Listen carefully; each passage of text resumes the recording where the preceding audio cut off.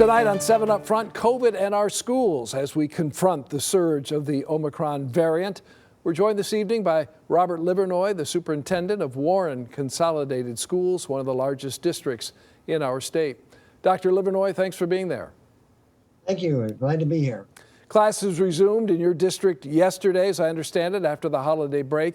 Any indication yet of a spike in cases among students and staff?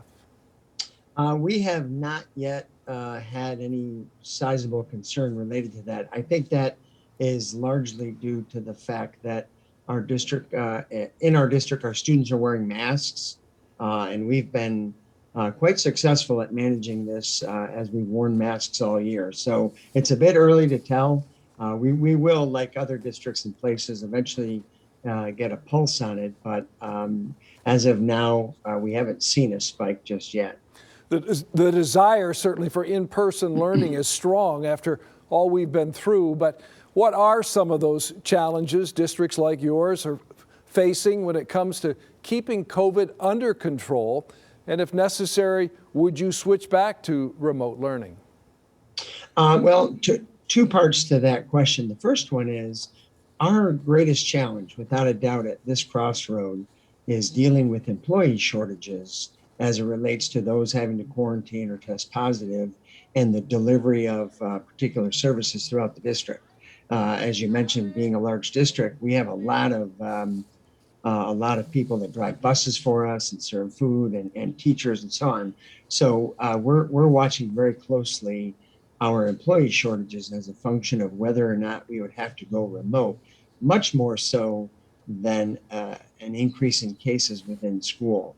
And the second part of that is one of the requirements for us that's a significant challenge is having to contact trace students who may have been exposed to other students.